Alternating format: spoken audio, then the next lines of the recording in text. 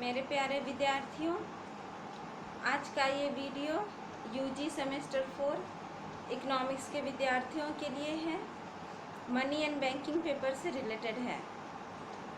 आज के इस वीडियो में हम लोग मुद्रा के वर्गीकरण के बारे में चर्चा करेंगे।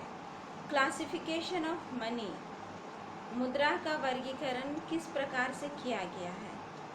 इससे पहले के वीडियो में आप लोगों ने पढ़ा कि मुद्रा की परिभाषा क्या है और मुद्रा किस प्रकार से कार्य करती है। तो आज के इस वीडियो में हम लोग देखेंगे कि मुद्रा का वर्गीकरण प्रमुख रूप से किस ढंग से किया जा रहा है और इसके प्रमुख प्रकार कौन कौन से हैं, इसके बारे में हम लोग आज बात करते हैं। तो विभिन्न अर्थशास्त्री लोग हैं और विभिन्न अर्थशास्त्रियों ने मुद्रा का वर्गीकरण भिन्न भिन्न ढंग से किया है।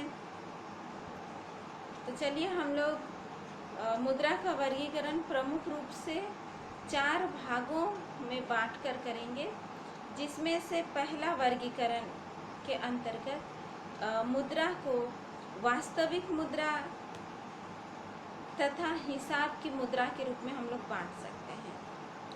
प्रोफेसर केन्स ने मुद्रा को मुख्य रूप से 2 भागों में बांटा है। पहला भाग जो है जिसको उन्होंने मुख्य मुद्रा कहा है और दूसरा भाग जिसको उन्होंने हिसाब की मुद्रा कहा है। इसी प्रकार प्रोफेसर सेलिंगमैन भी मुद्रा को 2 भागों में बांटते हैं। प्रोफेसर केन्स ने जिसको मुख्य मुद्रा कहा है उसी को ही सेलिंगमैन वास्तविक मुद्रा कहते हैं तथा दूसरे प्रकार को हिसाब की मुद्रा कहते हैं। हिसाब की मुद्रा का दूसरा रूप आदर्श मुद्रा के रूप में भी वो लेते हैं, उसे आदर्श मुद्रा भी मानते हैं।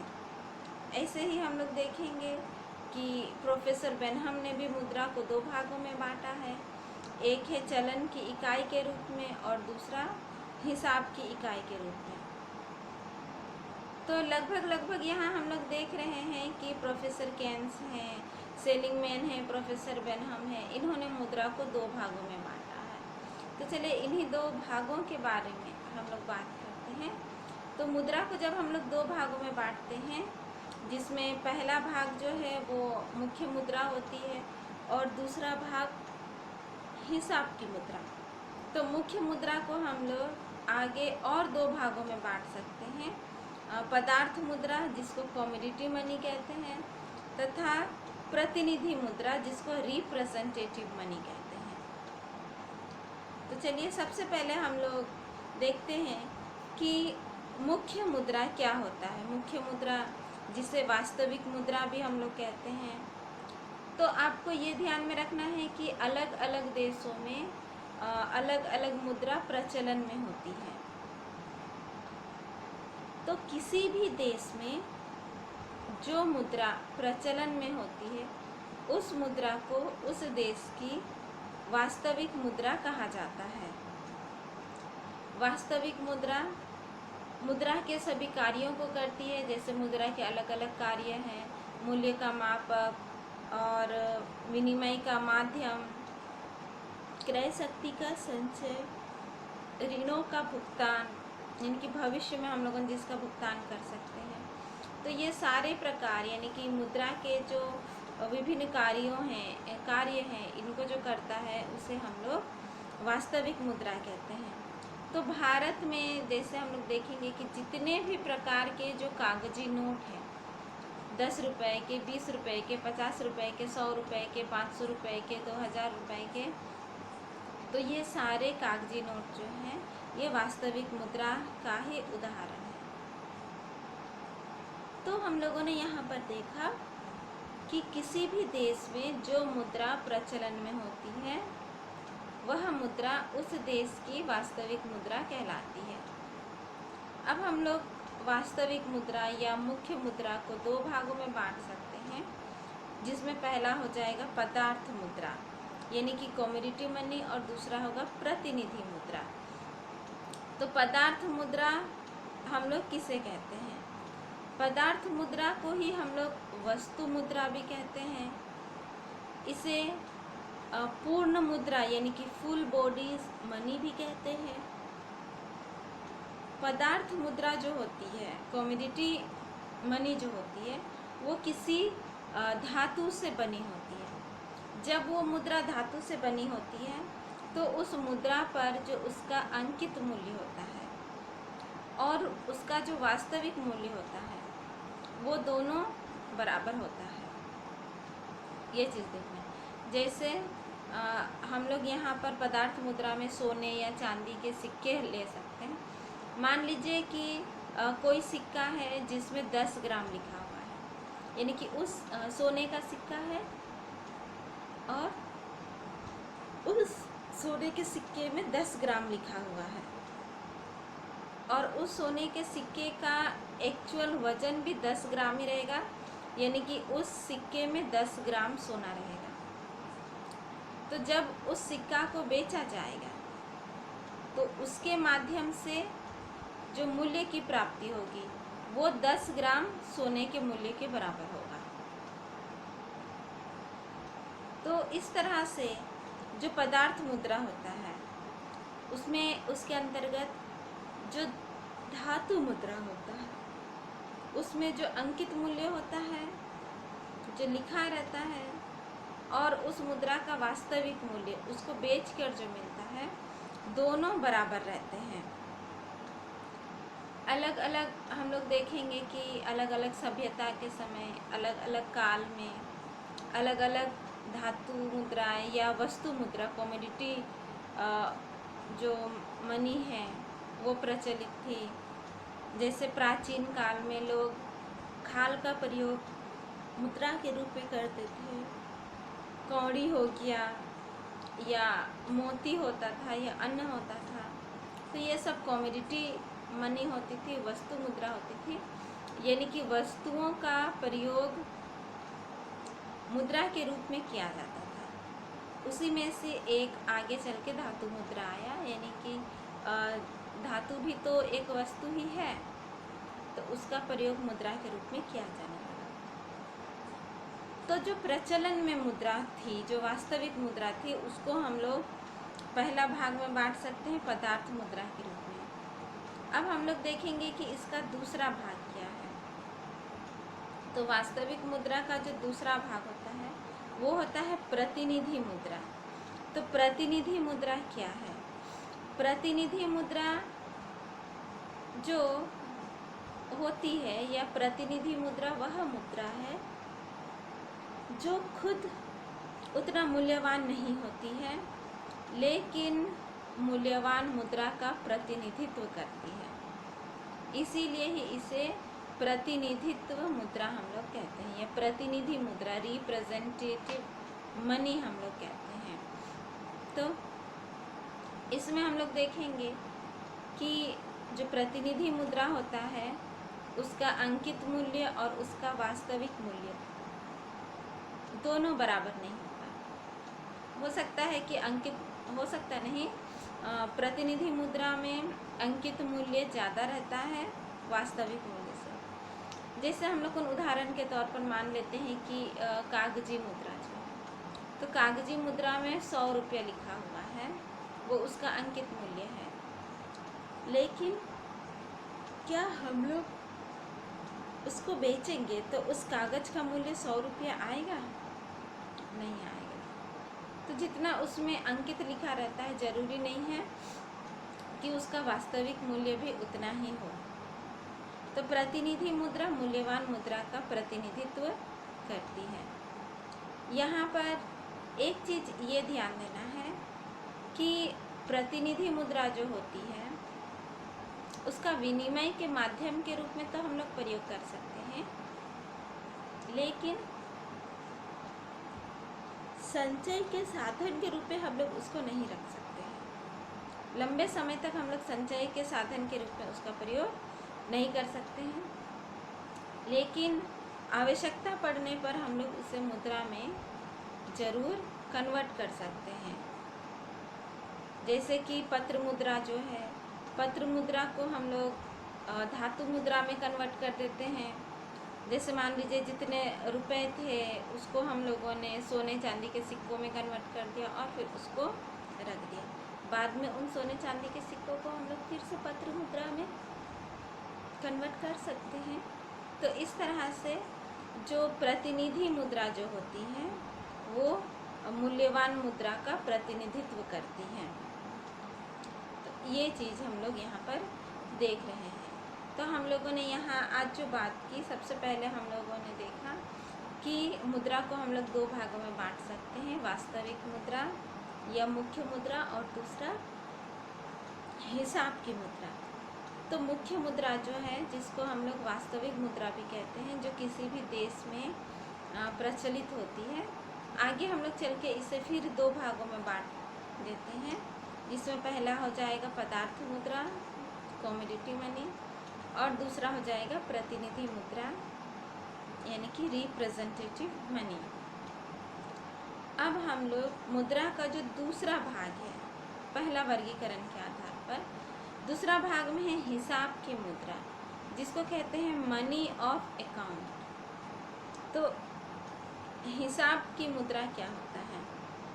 देखो, हिसाब की मुद्रा वह मुद्रा होती है जिसका प्रचलन में होना जरूरी नहीं है, लेकिन हम लोग हिसाब किताब उस रूप में उसका रख सकते हैं। इस मुद्रा का प्रयोग लेन देन के लिए होता है, कीमतों को व्यक्त करने के लिए होता है, ऋण लेने या ऋण के भुगतान के लिए भी हम लोग इसका प्रयोग कर सकते हैं। तो ये हिसाब की मुद्रा होती है, जरूरी नहीं है कि ये प्रचलन में हो।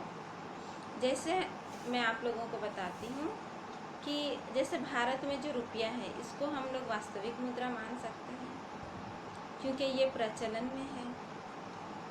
लेकिन जब दूसरे देशों के साथ हमारे अंतर्राष्ट्रीय व्यापार होते हैं, या हम लोग बात करते हैं हमारे देश के राष्ट्र आय की, प्रति व्यक्ति आय की, तो उस समय हम लोग इसको डॉलर के रूप में कन्वर्ट करते हैं और देखते हैं कि प्रति व्यक्ति आय कितना डॉलर है, या हमारे देश का जो नेशनल इनकम है, राष्ट्र आय है, वो कितना डॉलर का है। तो इस तरह से हम लोग डॉलर में उसका हिसाब किताब करते हैं। जब हम लोग विदेशी ऋण प्राप्त करते हैं, चाहे अंतर्राष्ट्रीय मुद्रा कोष हो या वर्ल्ड बैंक हो, तो वहाँ से जब हम लोग विदेशी ऋण को प्राप्त करते हैं तो विदेशी ऋण भी डॉलर में होता है। तो डॉलर जो है वो क्या है? वो हिसाब की मुद्रा है। यहाँ हम लोगों ने देखा कि प्रचलन में वास्तविक मुद्रा रहती है, लेकिन हिसाब किताब के लिए व्यवहारिक रूप में हिसाब की मुद्रा का प्रयोग किया जा सकता है। तो इस तरह से हिसाब का मुद्रा जो है वो मुद्रा का सैद्धांतिक रूप होता है, और जो वास्तविक मुद्रा होती है, जो प्रचलित मुद्रा होती है, वो मुद्रा का व्यवहारिक रूप होता है। तो इस तरह से हम लोग देखते हैं कि केन्स ने मुद्रा को दो भागों में बांटा, मुख्य मुद्रा और दूसरा उन्होंने बांटा इसको हिसाब किताब की मुद्रा। अब हम लोग मुद्रा का दूसरा वर्गीकरण के बारे में हम लोग बात करते हैं। मुद्रा का दूसरा वर्गीकरण क्या है? तो मुद्रा का दूसरा वर्गीकरण के अंतर्गत हम लोग देखेंगे कि हम लोग मुद्रा को वस्तु मुद्रा तथा बैंक मुद्रा में बांट सकते हैं। वस्तु मुद्रा क्या होती है? कमोडिटी मनी, इसके बारे में हम लोगों ने थोड़ी देर पहले ही बात किया था। वस्तु मुद्रा जिसको हम लोग वस्तु के रूप में या जिन वस्तुओं को मुद्रा के रूप में प्रयोग करते हैं वो वस्तु मुद्रा होती है। वे उपयोगी होते हैं, मूल्यवान होते हैं और वे विनिमय का माध्यम का कार्य भी करते हैं। तो यहाँ हम लोग देखेंगे कि प्रोफेसर केन्स कहा करते थे कि वस्तु मुद्रा के अंतर्गत क्या होता है? स्वतंत्र रूप से विनिमय के माध्यम के लिए किसी वस्तु को मुद्रा का नाम दे दिया जाता था, उसे मुद्रा के रूप में चुन लिया जाता था जैसे पुराने समय में खाल, अनाज, कौड़ी, तंबाकू ये सारी चीज़ें हुआ करती थी। तो हम लोग क्या देख रहे हैं, लेकिन यहाँ पर ये चीज़ ध्यान देना है कि वस्तु मुद्रा के रूप में वो लोग उन वस्तुओं को लेते थे जिसकी पूर्ति दुर्लभ हो, क्योंकि अगर वो इजीली अवेलेबल हो जाए तो सब लोग उसका प्रयोग करने लगेंगे, तो उसका जो है वो लागत मूल्य नहीं रह पाएगा। तो इसीलिए कुछ ऐसे वस्तुओं को लिया जाता था जो कि थोड़ी दुर्लभ हो और थोड़ी दुर्लभता के माध्यम से वो प्राप्त होती है। तो इस प्रकार हम लोग देखते हैं कि वस्तु जो इजीली अवेलेबल हो, थोड़ी उसमें दुर्लभता का गुण होना चाहिए। ऐसे नहीं कि कोई घर ही में उसको उगा ले, थोड़ा मेहनत करना पड़े। जैसे तंबाकू को उगाने में भी उनको थोड़ा मेहनत करना पड़ता था, अनाज को उगाने में भी मेहनत करना पड़ता था, कौड़ी भी होता था तो उसको भी चुन के लाना पड़ता था। तो इस तरह से उसको एकत्रित करने में कुछ लागत लगता है, तभी उसको मुद्रा के रूप में मान्यता मिलती है।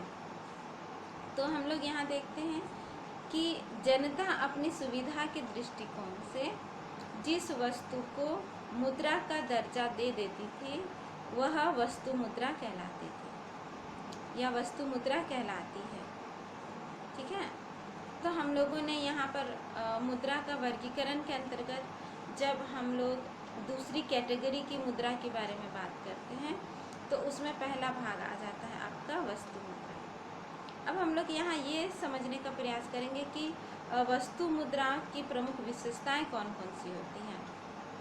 तो सबसे पहला तो हम लोग देखेंगे कि जो भी वस्तु मुद्राएं हैं वो किसी खास समय का प्रतिनिधित्व करती है, किसी सभ्यता का प्रतिनिधित्व करती है, कोई स्पेसिफिक टाइम का।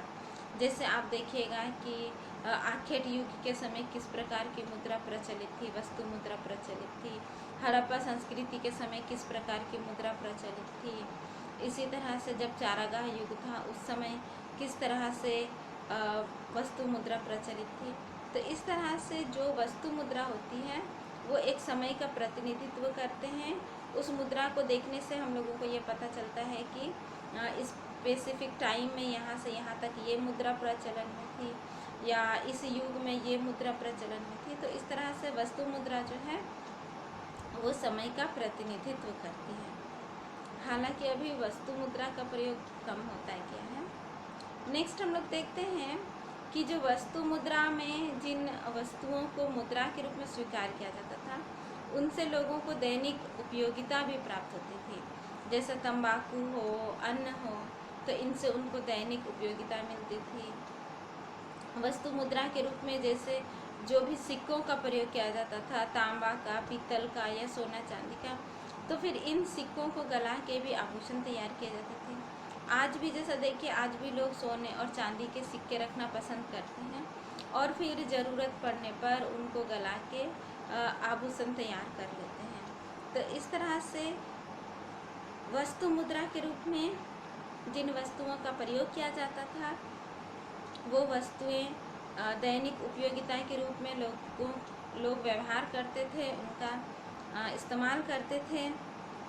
तो ये भी उसकी एक विशेषता थी। फिर हम लोग देखेंगे कि वस्तु मुद्रा के अंतर्गत एकाधिकार किसी का नहीं था। जो लोग भी उस वस्तु को कलेक्ट कर सकते थे मुद्रा के रूप में उसका प्रयोग कर सकते थे। तो वस्तु मुद्रा जब प्रचलित था तो उस पर किसी एक व्यक्ति या किसी एक सरकार का नियंत्रण नहीं था, बल्कि बहुत लोग उसे अरेंज कर सकते थे। जैसे कि अगर कौड़ी ही था तो जो भी कौड़ी सबको उठा के लाता था, जमा करता था, तो वो उसके लिए मुद्रा का कार्य करता था। तो इस तरह से किसी एक व्यक्ति या सरकार के कंट्रोल में वो नहीं था, एकाधिकार वहाँ पर नहीं था। आज जैसे मुद्रा के संदर्भ में एकाधिकार की स्थिति है कि रिजर्व बैंक ऑफ इंडिया जो हमारा केंद्रीय बैंक है वही नोट छाप सकता है, तो प्राचीन समय में वस्तु मुद्रा के संदर्भ में ऐसी कोई बातें नहीं थी। लेकिन धीरे धीरे जब समय बदलता गया और राजा महाराजा लोग आने लगे तो वो लोग अपनी मुद्रा को अपने सोना चांदी में की जो मुद्राएं होती थी उसमें अपना मुहर लगा देते थे, अपनी आकृति को उकेर देते थे और इस तरह से वो एकाधिकार प्राप्त कर लेते थे कि इस बड़े क्षेत्र में इसी की मुद्राएं प्रचलन में होगी, इस तरह से। तो अभी हम लोगों ने बात की कि वस्तु मुद्रा की वो विशेषताएं क्या होती है। तो वस्तु मुद्रा में कुछ कमियां भी होती है, जैसे वस्तुओं को अधिक समय के लिए संचित करके नहीं रखा जा सकता है। जब संचित करके नहीं रखा जा सकता है तो पूंजी संचय में दिक्कत होती है, संपत्ति बनाने में दिक्कत होती है, या किसी को उधार ऋण देने में भी परेशानी उत्पन्न होती है। और इन सब के चलते जो है वो जो व्यापार था या जो उद्योग था वो डिस्टर्ब होने लगता है। तो ये एक कठिनाई थी। दूसरा, मूल्य निर्धारण की कठिनाई होती थी। मूल्य निर्धारण की कठिनाई इसलिए होती थी कि जब वस्तु को मुद्रा मान लिया जाता था तो उसका क्वालिटी कैसा रहता था। डेफिनेटली अलग अलग वस्तुओं का क्वालिटी अलग अलग रहेगा, तो क्वालिटी के आधार पर हम लोग कितना कितना उसका मूल्य का निर्धारण करें। जैसे मान लीजिए कि अनाज है, अब मुद्रा के रूप में अनाज का प्रयोग किया जा रहा है, तो अच्छे किस्म के अनाज के लिए कितना मूल्य दिया जाएगा, और जो है थोड़ी बुरी किस्म के अनाज के लिए कितना मूल्य दिया जाएगा। तो यहाँ पर मूल्य का मापक के बारे में भी परेशानी उत्पन्न होती थी, ये था। और फिर हम लोग देखते हैं कि अलग अलग सभ्यता में अलग अलग समय में अलग अलग वस्तुएं मुद्रा के रूप में प्रचलित थी, और जिसके चलते काफ़ी असुविधा होती थी विनिमय के माध्यम से। जैसा अलग अलग सभ्यता के लोगों के बीच में अगर व्यापारिक संबंध होते थे तो वहाँ पर विनिमय का माध्यम करने में उन्हें परेशानियाँ उत्पन्न होने लगती थी। तो यही सारे कारण थे जिसके चलते लोगों ने मुद्रा के बारे में सोचना शुरू किया, एक ऐसी वस्तु के बारे में सोचना शुरू किया जो सभी लोगों को स्वीकार हो और जो अलग अलग क्षेत्रों में सब जगह संचालित हो सके, विनिमय का माध्यम के रूप में कार्य कर सके, न कि सिर्फ एक सभ्यता और एक जगह में ही। तो इस तरह से हम लोगों ने देखा कि वस्तु मुद्रा की जो प्रमुख विशेषताएं हैं वो कौन कौन सी हैं। उसमें हम लोगों ने उनके अच्छे गुण के बारे में भी जाना और बुरे गुण के बारे में भी जाना। अब मुद्रा का जो दूसरा वर्गीकरण था उसके आधार पर वस्तु मुद्रा तथा बैंक मुद्रा है। तो वस्तु मुद्रा के बारे में हम लोगों ने चर्चा कर लिया है। अब हम लोग बैंक मुद्रा के बारे में चर्चा करते हैं। तो बैंक मुद्रा किसे कहते हैं? बैंक मुद्रा जो है वो बैंकों द्वारा निर्गत किए जाते हैं, बैंकों द्वारा इशू किए जाते हैं, उन्हें बैंक मुद्रा कहते हैं, जिसका भुगतान बैंकों के माध्यम से किया जाता है और जिसे बैंकों में ही स्वीकार किया जाता है। लेकिन इन्हें निर्गत करने यानी कि इशू करने के लिए निश्चित मात्रा में वास्तविक मुद्रा जमा करना पड़ता है। जैसा हम लोग देखेंगे कि जो भी चेक हो गया, बिल हो गया, ड्राफ्ट हो गया, हुंडी हो गया, तो ये सारी ऐसी चीज़ें हैं जो बैंक इशू करती है। लेकिन अगर हम लोग बैंक से ड्राफ्ट इशू करते हैं तो उस ड्राफ्ट को इशू करने के एवज में उतना अमाउंट वहाँ पर जमा करना पड़ता है। सपोज़ हम लोगों ने 1000 रुपया का ड्राफ्ट बैंक में बनाने जाते हैं तो 1000 रुपया वहाँ पर हम लोगों को कैश देना पड़ता है या अकाउंट से ट्रांसफ़र कराना पड़ता है, तो उसके बिहाफ में वो मिलता है। तो इस तरह हम लोग देख रहे हैं कि जो भी चेक है या बैंक ड्राफ्ट है या जो साख पत्र है वो बैंक मुद्रा के उदाहरण हैं। लेकिन यहाँ ये बात ध्यान देने वाली है कि बैंक मुद्रा सबको स्वीकार नहीं होती है, कुछ खास लोगों को ही स्वीकार होती है। अब आप सब्ज़ी खरीदने जाओ तो ज़रूरी नहीं है कि वहाँ आप चेक काट काट के उनको दो। सब्ज़ी खरीदने वाला अगर चेक नहीं लेना चाहेगा तो वो नहीं ले सकता, लेकिन अगर आप उसे रुपया दीजिएगा तो वो ज़रूर लेगा। तो इस तरह से जो बैंक मुद्रा होती है वो निर्भर करती है कि लोग इसे एक्सेप्ट करेंगे या नहीं करेंगे। लेकिन वैधानिक दृष्टिकोण से बैंक जो है वो बैंक मुद्रा को इशू करता है तो बैंक मुद्रा को वो स्वीकार भी करता है। जैसे किसी एक बैंक से अगर चेक, ड्राफ्ट या बिल को लिया जाता है तो कोई दूसरा बैंक उस चेक की ड्राफ्ट या बिल को लेने से मना नहीं करता है। तो इस तरह से हम लोग देख रहे हैं कि बैंक मुद्रा वह मुद्रा है जिसे बैंक इशू करता है, जिसे बैंक निर्गत करता है। तो अब हम लोग यहाँ ये देखेंगे कि वस्तु मुद्रा और बैंक मुद्रा में क्या अंतर होता है। सबसे पहली बात तो वस्तु मुद्रा जो प्रचलित होती है और बैंक मुद्रा जिसको देने के लिए बैंक अधिकृत होता है, बैंक ही इसको इशू करती है। आधार में भी अंतर होता है।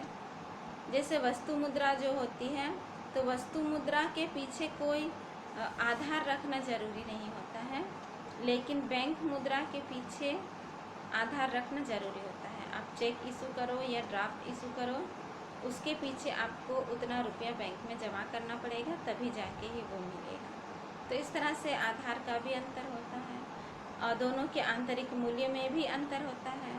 क्योंकि जैसे देखिए, बैंक मुद्रा में जो चेक दे दिया जाता है, सपोज 10,000 का चेक दिया, तो वो चेक में जो कागज़ या पेपर रहता है वो 10,000 रुपये के बराबर नहीं होता है, लेकिन वो चेक 10,000 रुपया जमा किया गया है, उसके बिहाफ में इशू हुआ है, तो उस चेक को जहाँ हम लोग जमा करते हैं जिस बैंक में, वहाँ पर हम लोगों को 10,000 रुपये मिलता है। तो बैंक मुद्रा जो है ये क्या करता है कि इसका जो आंतरिक मूल्य रहता है वो बिल्कुल ही इक्वल नहीं रहता है, लेकिन वो स्वयं मूल्यवान होता है।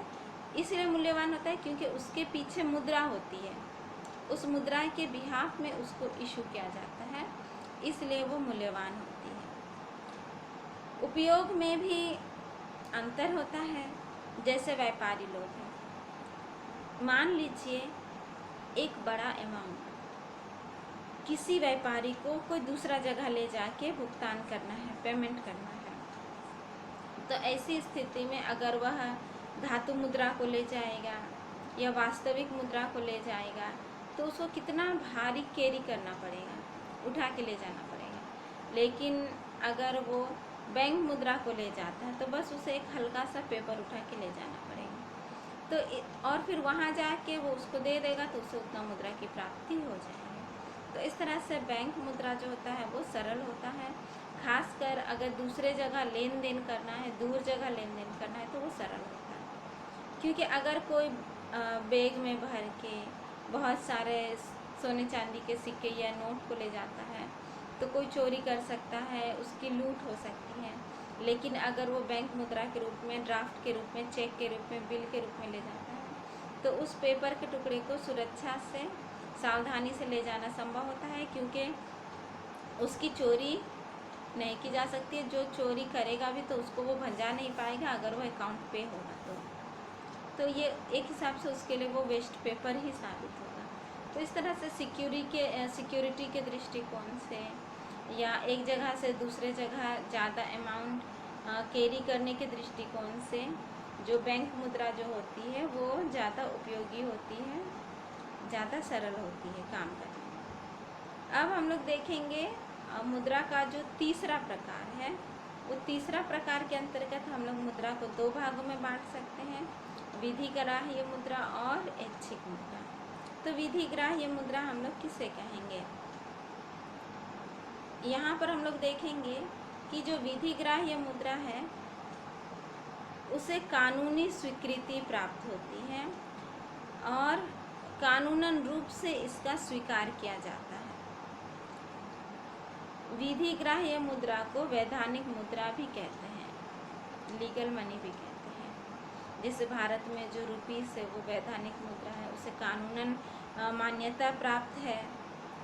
तो इस तरह जो वैधानिक मुद्रा होती है, विधिग्राह्य मुद्रा होती है, उसे भुगतान करने या स्वीकार करने के लिए कोई मना नहीं कर सकता है, क्योंकि उसे कानूनी मान्यता प्राप्त रहती है। अगर कोई व्यक्ति उसे स्वीकार करने से मना करेगा तो उसे कानूनन रूप से दंड दिया जा सकता है। जैसे हमारे भारत में जितने भी प्रकार के नोट हैं या सिक्के हैं जो रिजर्व बैंक इंडिया द्वारा बनाए गए हैं, तो वो विधिग्राह्य मुद्रा है, उसे कानूनन मान्यता प्राप्त होती है। विधिग्राह्य मुद्रा को हम लोग फिर दो भागों में बांट सकते हैं, एक होगा असीमित विधिग्राह्य मुद्रा और दूसरा हो जाएगा सीमित विधिग्राह्य मुद्रा। असीमित विधिग्राह्य मुद्रा वह है जिसे भुगतान के समय कोई सीमा निश्चित नहीं होती है, इसीलिए असीमित विधिग्राह्य मुद्रा कहते हैं।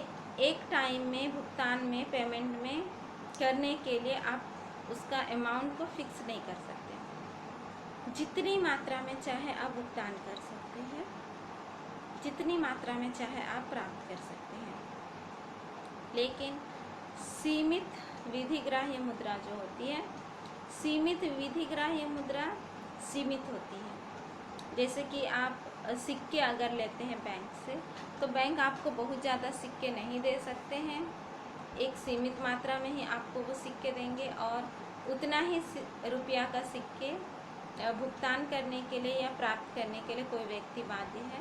उससे ज़्यादा अमाउंट का सिक्का वो नहीं ले सकता है या नहीं दे सकता है। तो इस तरह से सीमित विधिग्राह्य मुद्रा का लिमिटेशन होता है कि आप इतना ही जमा कर सकते हैं या इतना ही ले सकते हैं, उससे अधिक नहीं। भारत में जैसे सिक्कों के संदर्भ में ऐसी बात प्रचलित है। तो ये हम लोगों ने मुद्रा के जो अलग अलग टाइप्स हैं उसके अंतर्गत हम लोग तीसरी कैटेगरी की बात कर रहे हैं। तो तीसरी कैटेगरी में हम लोगों ने इसे बांटा विधिग्राह्य मुद्रा एवं ऐच्छिक मुद्रा के रूप में। अब विधिग्राह्य मुद्रा तो क्या है आप लोग समझ चुके हैं। ऐच्छिक मुद्रा के बारे में हम लोग बात करते हैं। देखिए, ऐच्छिक मुद्रा वह मुद्रा होती है जिसे कानूनन मान्यता प्राप्त नहीं होती है और इस मुद्रा को स्वीकार करना या न करना आपकी इच्छा के ऊपर में निर्भर करता है। ये चीज़ है, जैसे चेक, ड्राफ्ट, ये सारी चीज़ें ये बैंक से इशू की जाती है। अब आप चेक लीजिएगा या नहीं लीजिएगा, ये आपकी इच्छा और आपकी स्वीकृति पर निर्भर करता है। इसीलिए हम लोग इसे ऐच्छिक मुद्रा कहते हैं। इसे लेना है या नहीं लेना है, ये व्यक्ति की इच्छा पर निर्भर करता है। इसके अंतर्गत हम लोग कुछ उदाहरण ले सकते हैं, जैसा चेक हो गया, ड्राफ्ट हो गया, विनिमय बिल हो गया, प्रतिज्ञा पत्र हुआ, हुंडी हुआ, ये सारी ऐच्छिक मुद्रा कहलाती है। ऐच्छिक मुद्रा को कोई एक व्यक्ति अपना इच्छा से स्वीकार कर सकता है या नहीं भी स्वीकार कर सकता है। आप उसे ज़बरदस्ती लेने के लिए बाध्य नहीं कर सकते हैं। तो ये हो गया ऐच्छिक मुद्रा। अब हम लोग थोड़ा सा बात करेंगे कि विधिग्राह्य मुद्रा और ऐच्छिक मुद्रा में क्या अंतर है। तो सबसे पहले हम लोग यहाँ देखते हैं कि जो विधिग्राह्य मुद्रा होती है, तो विधिग्राह्य मुद्रा सरकार द्वारा मान्यता प्राप्त होती है, वैधानिक उसे घोषित किया जाता है। तो विधिग्राह्य मुद्रा का जो आधार होता है वे वैधानिक होता है, कानूनी होता है और ये कानूनी दृष्टिकोण से इसका लेन देन करना अनिवार्य होता है। कोई भी इसे लेने से इनकार नहीं कर सकता है। दूसरी ओर ऐच्छिक मुद्रा का जो प्रयोग होता है, तो जनता उस ऐच्छिक मुद्रा को स्वीकार करेगी या नहीं करेगी, ये उसकी इच्छा के ऊपर में निर्भर करता है। तो इस तरह आप जो विधिग्राह्य मुद्रा है उसे लेने के लिए आप किसी को बाध्य कर सकते हो, सरकार बाध्य कर सकती है, कानून बाध्य कर सकता है। लेकिन ऐच्छिक मुद्रा को लेने के लिए किसी को बाध्य नहीं किया जा सकता है, ये उसकी इच्छा पर निर्भर करता है। दूसरा हम लोग देखेंगे कि पूर्ति की मात्रा में अंतर होता है। जैसा जो विधिग्राह्य मुद्रा है उसको सरकार निर्गत करती है, इशू करती है और उसकी पूर्ति का एकाधिकार सरकार के पास होता है। जैसे हमारे भारत में भी जो रुपया का प्रचलन है, तो इस रुपया की पूर्ति करने का अधिकार रिजर्व बैंक ऑफ इंडिया को है। तो इस तरह से इनकी पूर्ति जो है वो केंद्र बैंक द्वारा की जाती है। और ऐच्छिक मुद्रा जो होती है, ऐच्छिक मुद्रा का निर्गमन जितना अमाउंट उसके बिहाफ में जमा किया गया है उसके आधार पर होगा। यानी कि मुद्रा का आधार होना चाहिए, तब जाके ऐच्छिक मुद्रा निर्गत होगी। अगर आप 10,000 का ड्राफ्ट बनाना चाहते हैं और उसके पीछे 10,000 रुपये बैंक में नहीं रखेंगे तो 10,000 का ड्राफ्ट जो है वो नहीं बनेगा। तो ऐच्छिक मुद्रा के पीछे जो है वो आधार होना चाहिए उतने रकम की, जितनी रकम की ऐच्छिक मुद्रा इशू की गई है। तो इसीलिए यहाँ पर दोनों की पूर्ति में अंतर होता है, क्योंकि विधिग्राही मुद्रा का कंट्रोल सरकार करती है, लेकिन ऐच्छिक मुद्रा जो है वो बैंकों द्वारा होता है और लोगों के जमा करने की शक्ति के ऊपर में निर्भर होता है। ये चीज़ है। नेक्स्ट हम लोग देखते हैं कि जो भुगतान की जो सुविधा होती है, तो विधिग्राही मुद्रा के माध्यम से छोटी छोटी अमाउंट को भुगतान करने में सुविधा होती है, लेकिन बड़ी बड़ी अमाउंट को कैश के रूप में, नोट के रूप में, सिक्के के रूप में ले जाना बहुत ही रिस्की होता है। तो उस स्थिति में बैंक मुद्रा निर्गत की जाती है उतने मुद्राओं के पीछे, और बैंक मुद्रा इशू करके उसको एक जगह से दूसरे जगह ले जाया जाता है। तो इसलिए उसमें सुविधा होती है, और वहाँ रिसिप्ट लेने का ज़रूरत नहीं होता है, क्योंकि जो भी चेक, हुंडी या बिल होते हैं वो जहाँ से इशू होता है वहाँ पर भी उसका एंट्री रहता है, और जहाँ हम लोग उसको भंजाते हैं, यानी कि जहाँ से उसके बदले में हम लोग कैश प्राप्त करते हैं, वो जगह में भी उसका एंट्री होता है। तो इस तरह से रिसीविंग लेने की ज़रूरत नहीं होती है। तो वर्तमान समय में जब हम लोग देखते हैं कि लोगों का लेन देन बहुत बढ़ गया है, व्यापारिक कार्य बहुत बढ़ गया है, तो लोग वास्तविक मुद्रा को ज़्यादा लेन देन करने के बदले में बैंक मुद्रा में ही लेन देन करना अधिक पसंद करते हैं।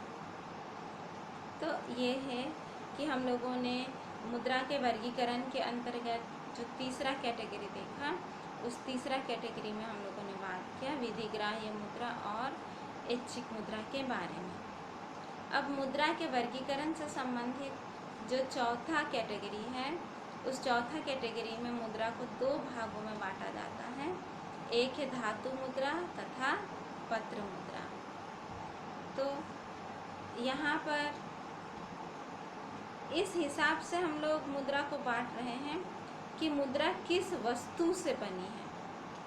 अगर वो कागज़ से बनी है तो हम लोग उसे पत्र मुद्रा कहेंगे, अगर वो किसी धातु से बना है तो हम लोग उसे धातु मुद्रा कहेंगे। तो सबसे पहले हम लोग देखते हैं धातु मुद्रा, जिसे मेटेलिक मनी कहते हैं। तो जब बहुत अधिक सोना चांदी प्रचलन में था, तो उस समय सोना चांदी से संबंधित धातु, सिक्के वो भी प्रचलित थे। सोना, चांदी, तांबा, पित्तल जैसी धातुएं से सिक्का बनी होती थी, और ये धातु मुद्रा कहलाती थी। धातु मुद्रा भी दो प्रकार के होते थे, प्रमाणिक और सांकेतिक। जब हम लोग प्रमाणिक मुद्रा के बारे में बात करते हैं, तो प्रमाणिक मुद्रा जो है, यानी कि स्टैंडर्ड कॉइन्स जो होते हैं, वो सोने चांदी के बने होते हैं, और उनका एक निश्चित वजन होता है, और एवं उसमें शुद्धता होती है, और इसमें जो इसका अंकित मूल्य रहता है वो वास्तविक मूल्य के बराबर रहता है। तो ये प्रमाणिक होते हैं।